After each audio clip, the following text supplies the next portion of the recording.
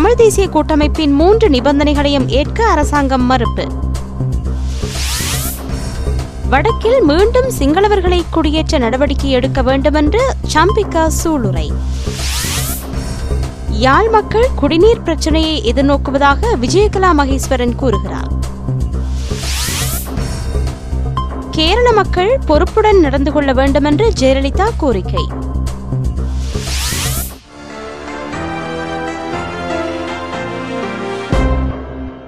இனி விரிவான செய்திகள்.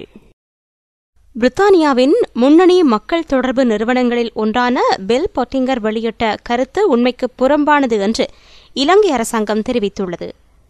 2010ஆம் ஆண்டு நியூயார்க்கில் நடைபெற்ற ஐநா பொதுச்சபை கூட்டத்தில் ஜனாதிபதி மஹிந்த ராஜபக்ஷ ஆற்றிய உரையை தாமே எழுதியதாக பொட்டிங்கர் நிறுவனம் குறிப்பிட்டதாக பிரித்தானிய ஊடகம் ஒன்று தகவல் வெளியிட்டிருந்தது.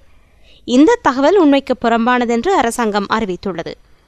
இலங்கையின் நன்மதிப்புக்கு களங்கம் ஏற்படுத்தும் நோக்கில் இவ்வாறான போலி தகவல்கள் வெளியிடப்பட்டு வருவதாக ஜனாதிபதியின் ஊடகப்பிரிவு பணிப்பாளர் பந்துல ஜெயசேகர தெரிவித்துள்ளார். குறித்த ஊடகத் தகவலை பெல் பொட்டிங்கர் நிறுவனம் இதுவரையில் உறுதிப்படுத்தவில்லை. கிழக்கு மாகாண சபையின் தோற்றத்தின் பின்னர்தான் கிழக்கில் அபிவிருத்தி இடம்பெறுவதாக முதலமைச்சர் சந்திரகாந்தன் தெரிவித்துள்ளார். நான் பல்வேறு சந்தர்ப்பங்களில் கடந்த காலங்களில் நமக்கு வடக்கு தலைமைகள் செய்த துரோகங்கள் பற்றி பேசி வருகிறேன். இதனை கூர்ந்து கவனிக்கும் தமிழ் தேசிய கூட்டமைப்பு பாராளுமன்ற உறுப்பினர்கள் அதற்கு எதிரான கருத்துக்களை கூறுகிறார்கள். நான் அவர்களை பாராட்டுகிறேன். ஏனென்றால் எனது பேச்சை எப்படியாவது செவிமடுக்கிறார்கள். இவர்கள் கடந்த கால வரலாறுகளை மீட்டு பார்ப்பதற்கான கட்டாய தேவை ஏற்பட்டிருக்கிறது. அதற்கு காரணம் எனது பேச்சுத்தான். எனவே தற்போதுதான் தமிழ் தேசிய கூட்டமைப்பினர் தமிழர்களின் கடந்த கால வரலாற்றினை கற்பதற்கான அல்லது மீட்டு பார்ப்பதற்கான ஓர் சந்தர்ப்பத்தை நான் ஏற்படுத்தி இருக்கின்றேன் என்று எண்ண தோன்றுவதாக கிழக்கு மாகாண முதலமைச்சர் சிவநேசத்துரை சந்திரகாந்தன் தெரிவித்துள்ளார். நேற்று மட்டக்களப்பு கரவப்பங்கேணி விபுலானந்த வித்தியாலயத்தின் முப்பெரும் விழாவில் பிரதம அதிதியாக கலந்து கொண்டு உரையாற்றும் போதே அவர் இவ்வாறு கூறினார். உள்நாட்டு வெளிநாட்டு சக்திகள் அரசாங்கத்தை பலவீனப்படுத்த முயற்சித்து வருவதாக நீதியமைச்சர் ரவுஃப் ஹக்கீம் தெரிவித்துள்ளார். பயங்கரவாதத்தை வெற்றிகரமாக தோற்கடித்த காரணத்தினால் இவ்வாறு சில சக்திகள் இலங்கைக்கு எதிராக குற்றச்சாட்டுக்களை சுமத்தி வருகின்றன. அடிப்படையற்ற இந்த குற்றச்சாட்டுக்களை வெற்றிகரமாக முறியடிக்க சகல இன சமூகங்களினதும் ஒத்துழைப்பு அவசியம். பெரும்பான்மையின சமூகத்தால் ஏற்றுக்கொள்ளக்கூடிய தீர்வு திட்டத்தின் மூலமே நாட்டில் நிரந்தர சமாதானத்தை நிலைநாட்ட முடியும் என்பதை தமிழ் முஸ்லிம் சிறுபான்மையினர் விளங்கிக் கொள்ள வேண்டும் என்று அவர் சுட்டிக்காட்டினார். புலம்பெயர் தமிழ் சமூகம் ஓர் அரசியல் கட்சி நிலைப்பாட்டை கொண்டிருக்கிறது. இதனை ஸ்ரீலங்கா முஸ்லிம் காங்கிரஸ் ஏற்றுக்கொள்ளாது. ஜனாதிபதி மஹிந்த ராஜபக்ஷவுக்கு பெரும்பான்மை இன சமூகத்திடம் சிறந்த வரவேற்பு உள்ளது. இதனால் தமிழ் முஸ்லிம் இன சமூகங்கள் நிரந்தர தீர்வு திட்டம் ஒன்றை நோக்கி நகரக்கூடிய சாத்தியம் காணப்படுகின்றது என்றும் அவர் குறிப்பிட்டுள்ளார். தமிழ் தேசிய கூட்டமைப்பினால் முன்வைக்கப்பட்ட 3 நிபந்தனைகளையும் ஏற்றுக்கொள்ள முடியாது என்று அரசாங்கம் அறிவித்துள்ளது. கூட்டமைப்பு உறுப்பினர்களுக்கும் அரச பிரதிநிதிகளுக்கும் இடையில் பாராளுமன்ற வளாகத்தில் நேற்று பேச்சு நடைபெற்றது.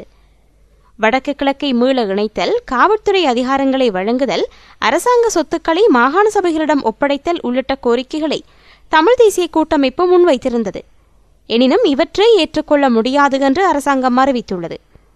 தமிழ் தேசிய கூட்டமைப்பின் சார்பில் தலைவர் இரா சம்பந்தன், சுரேஷ் பிரேமச்சந்திரன், மாவை சேனாதிராஜா, சுமந்திரன் ஆகியோர் பேச்சில் கலந்து கொண்டனர். அமைச்சர் நிமல் ஸ்ரீபாரடி சில்வா, பாராளுமன்ற உறுப்பினர்களான சஜின்வாஸ் குணவர்தன, பேராசிரியர் ரஜீவ் விஜயசிங் ஆகியோர் அரசாங்கத்தின் சார்பில் கலந்து கொண்டனர். வரும் 14ஆம் தேதி மற்றொரு கட்ட பேச்சுவார்த்தை நடத்தப்பட உள்ளது. வடக்கில் மீண்டும் சிங்களவர்களை குடியேற்ற நடவடிக்கை எடுக்க வேண்டுமென்று தெரிவித்துள்ள மின்வலு எரிசக்தி அமைச்சர் சம்பிக்க ரணவக்க, சிங்களவர்களின் பொறுமைக்கும் ஓர் எல்லை உண்டு என்பதை சிங்களவர்களுக்கு எதிரான சகல சக்திகளும் உணர்ந்து கொள்ள வேண்டும் என்றும் எச்சரித்துள்ளார். ஜாதிக ஹெல உரிமையவால் ஏற்பாடு செய்யப்பட்ட சோம தேரரின் 8வது நினைவு தின வைபவத்தில் உரையாற்றும் போதே அவர் இவ்வாறு கூறினார்.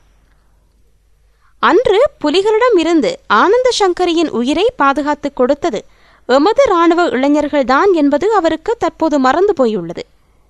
1981ஆம் ஆண்டு 21,000 சிங்களவர்கள் யாழ்ப்பாணத்தில் வசித்தனர். பயங்கரவாதம் நாம் விரும்பும் இடங்களில் வசிக்கும் உரிமையை எமக்கு இல்லாமல் செய்தது. இன்று பயங்கரவாதம் ஒழிக்கப்பட்டு காலம் கடந்துள்ள நிலையிலும் சம்பந்தன்கள் கொழும்பில் இருக்கும் உரிமை போன்று வரலாற்று சிறப்புமிக்க சிங்களவர்களுக்கு வடக்கு கிழக்கில் வாழும் உரிமை இருக்க வேண்டும். சிங்களவர்கள் அன்று வடக்கில் வாழ்ந்தனர். பௌத்த மதம் வடக்கில் இருந்தது. வடக்கு கிழக்கில் சிங்களவர்களை குடியேற்றுவதற்கு எதிராக குரல் கொடுக்கும் சக்திகள் எப்படியான கோஷங்களை எழுப்பினாலும் நாம் அதனை செய்வோம். சிங்கள மக்களை கொலை செய்த பயங்கரவாதிகள் 10-11,000 பேர் தற்போது விடுவிக்கப்பட்டுள்ளனர். இவர்களை விடுவிக்க வேண்டாமென்று எந்த சிங்களவராவது குரல் எழுப்பினாரா? சிங்களவர்கள் வெளிநாடுகளுக்கு புறம் கூற போனார்களா? இனவாதிகளான சம்பந்தன்கள் தற்போது என்ன கூறுகின்றனர்? சிங்களவர்களுக்கு எதிரான அனைவரும் சிங்களவர்களின் உணர்வுகளை புரிந்து கொள்ளுங்கள். சிங்களவரின் பொறுமையை எந்த விதத்திலும் தவறாக புரிந்து கொள்ள வேண்டாம் என்றும் சம்பிக்க ரணவக்க கூறியுள்ளார். மொரட்டுவ அன்னை தெரேசா சிறுவர் பராமரிப்பு நிலையத்தை நடத்தி வந்த அருட்சகோதரி கைது சம்பவம் தொடர்பில் அரசாங்கத்தின் மெத்தனப்போக்கு அதிருப்தி அளிப்பதாக கத்தோலிக்க திருச்சபையின் சமூக தொடர்பாடல் பணிப்பாளர் வணக்கத்துக்குரிய பெனடிக்ட் ஜோசப் பிதா தெரிவித்துள்ளார். சம்பவம் தொடர்பில் உரிய நடவடிக்கை எடுக்கப்படாவிட்டால் எந்தவொரு அரசாங்க நிகழ்வுகளிலும் கலந்து கொள்ளப் போவது இல்லை என்று கர்தினால் மெல்கம் ரஞ்சித் ஆண்டகை எச்சரித்துள்ள போதிலும் எந்தவிதமான நடவடிக்கையும் எடுக்கப்படவில்லை. போலியான குற்றச்சாட்டு சுமத்தி அருட்சகோதரி கைது செய்யப்பட்டார் என்று அவர் குறிப்பிட்டுள்ளார். எனினும் இந்த சம்பவம் தொடர்பில் அரசாங்கமோ தேசிய சிறுவர் பாதுகாப்பு அதிகார சபையோ இதுவரை எவ்வித நடவடிக்கையும் எடுக்கவில்லை. சிறுவர் நல மகளிர் விவகார அமைச்சர் திச கரளியாத்த மட்டும் இந்த சம்பவத்துக்கு மன்னிப்பு கோரியுள்ளார். பாலியல் துஷ்பிரயோகம், பாலியல் வன்முறை சம்பவங்களால் பாதிக்கப்பட்டு அடைக்கலம் பெற்ற அப்பாவி பெண்கள், சிறுவர் சிறுமியரை நாட்டுக்கு வெளிச்சம் போட்டு காட்டிய சிறுவர் பாதுகாப்பு அதிகார சபை இதுவரையில் எந்தவிதமான கருத்துகளையும் முன்வைக்கவில்லை. அருட்சகோதரி என்ன காரணத்துக்காக கைது செய்யப்பட்டார் என்பது குறித்தும் இன்னமும் விளக்கம் அளிக்கப்படவில்லை என்று அவர் குறிப்பிட்டார். யாழ் குடாநாட்டு மக்கள் குடிநீர் பிரச்சினையை எதிர்நோக்கி வருவதாக ஐக்கிய தேசிய கட்சியின் பாராளுமன்ற உறுப்பினர் விஜயகலா மகேஸ்வரன் தெரிவித்துள்ளார். யாழ்ப்பாணத்தில் உள்ள கிணறுகளில் கடல் நீர் கலப்பதால் இந்த நிலைமை ஏற்பட்டுள்ளது. இந்த பிரச்சினைக்கு அரசாங்கம் கூடிய விரைவில் தீர்வு வழங்க வேண்டும். காரைநகர், அரியாலை, வல்வெட்டித்துறை, வட்டுக்கோட்டை, தீவக பகுதி மக்கள் குடிநீர் பிரச்சினையை எதிர்நோக்குகின்றனர். அவர்களுக்கு குடிநீர் வழங்க பவுசர் வசதிகள் ஏற்படுத்தி கொடுக்கப்பட வேண்டும் என்று விஜயகலா மகேஸ்வரன் குறிப்பிட்டார். இந்நிலையில் கடந்த 70 ஆண்டுகளின் பின்னர் யாழ்ப்பாணத்தில் இந்த அரசாங்கம் குடிநீர் திட்டங்களை முன்னெடுத்து வருவதாக நீர் வடிகாலமைப்பு அமைச்சர் தினேஷ் குணவர்தன குறிப்பிட்டார். முல்லை பெரியாறு அணை தொடர்பாக கேரள, தமிழக மாநிலங்களிடையே எழுந்துள்ள பிரச்சினை தொடர்பாக 3வது நாளாக எழுந்துள்ள பதட்டம் இன்னமும் தணியவில்லை. குமிழி வழியாக கேரளம் செல்லும் வாகனங்களுக்கு தடை விதிக்கப்பட்டுள்ள நிலையில் தமிழகத்திலும் போராட்டம் துவங்கியுள்ளது. இந்நிலையில் தமிழக முதல்வர் ஜெயலலிதா விடுத்துள்ள அறிக்கையில், சபரிமலைக்கு சென்ற தமிழக பக்தர்களை கேரள மாநிலத்தவர் தாக்கியதான செய்தி எனது கவனத்துக்கு வந்துள்ளது. தமிழக அரசின் பதிவெண் கொண்ட வாகனங்களும் சேதப்படுத்தப்பட்டுள்ளன. கேரளத்தில் உள்ள தமிழர்களின் வணிக நிறுவனங்கள், பத்திரிகையாளர்கள், பணி நிமித்தம் அங்கு வசிப்பவர்கள் என்று அனைவரும் மிரட்டப்படுகின்றனர். அவற்றுக்கெல்லாம் காரணம் இரு மாநிலங்களுக்கு இடையேயான முல்லை பெரியாறு அணை பிரச்சினையாகும். குறுகிய மனப்பான்மை கொண்ட சில சமூக விரோத சக்திகளின் தவறான பிரசாரத்துக்கு கேரளத்தில் உள்ள படித்த அறிவாளி மக்கள் இரையாகிவிடக்கூடாது என்று கேட்டுக்கொள்கிறேன். முல்லை பெரியாறு அணை பிரச்சினையை காட்டி வன்முறை சம்பவங்கள் உருவாக்கப்படுகின்றன. அவை கற்பனையான, நிரூபிக்கப்படாத கூற்றுகளால் ஏற்படுத்தப்படும் தேவையற்ற அச்சமாகும். அரசியல் ஆதாயங்களுக்காக அதுபோன்ற கருத்துகள் பரப்பப்படுகின்றன. முல்லை பெரியாறு அணை பாதுகாப்பு அற்றது என்றோ, அது உடைந்து இடுக்கி மற்றும் அதனை சுற்றியுள்ள மாவட்டங்கள் மூழ்குமென்றோ நம்புவதற்கு எந்த முகாந்திரமும் இல்லை. அணை அவ்வப்போது பராமரிக்கப்பட்டு வருகிறது. தேவையான காலத்தில் மராமத்து பணிகள் மேற்கொள்ளப்படுகின்றன. அணையின் ஸ்திரத்தன்மையை உச்சநீதிமன்றம் அமைத்துள்ள நிபுணர் குழு ஆய்வு செய்துள்ளது. அணை முழுமையான பாதுகாப்புடன் இருப்பதாக தெரிவிக்கப்பட்டுள்ளது. கேரள மாநிலம் தமிழகத்தின் நெருங்கிய அண்டை மாநிலமாகும்.